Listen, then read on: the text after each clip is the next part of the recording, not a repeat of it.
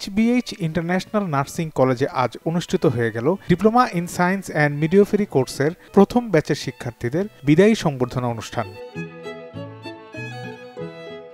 2021 সালে মাত্র 4 জন শিক্ষার্থী নিয়ে যাত্রা শুরু করে HBH ইন্টারন্যাশনাল নার্সিং কলেজ। বর্তমানে এই কলেজের শিক্ষার্থীর সংখ্যা প্রায় 320 জন।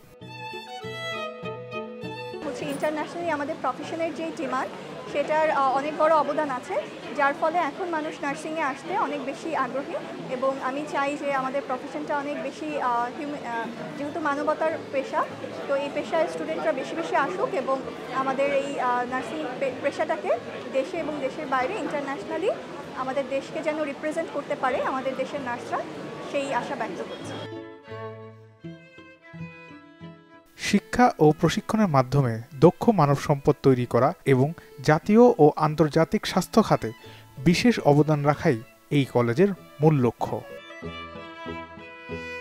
আমরা ইতিমধ্যেই এই কেয়ার গিভার এটা সেপারেট একটা কোর্স, বাট ইজ অত্যন্ত কঠিন কিছু না, শর্ট টার্ম কোর্স।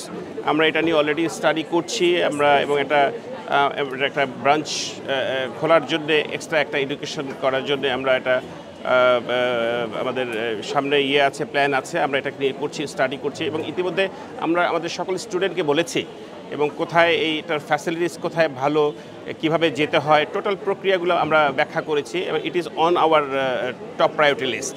আমরা ইনশাল্লাহ এটা করব। প্রস্তাব ইতিমধ্যেই আমাদের কাছে আছে যে তারা এদেশে এসে পড়াশোনা করতে চায়, বিদেশি স্টুডেন্ট।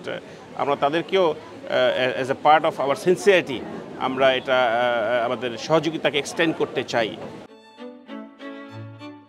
শিক্ষার্থীরা জানান, দেশের পাশাপাশি বিদেশের মাটিতেও তারা বাংলাদেশের নাম উজ্জ্বল করতে চান।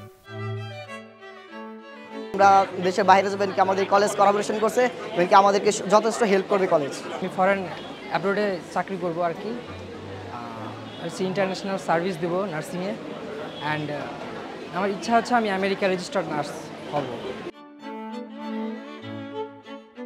বিদায়ী সংবর্ধনা শেষে শিক্ষার্থীদের অংশগ্রহণে সাংস্কৃতিক অনুষ্ঠান পরিবেশিত হয়। আরিফ হাসান, চ্যানেল 24।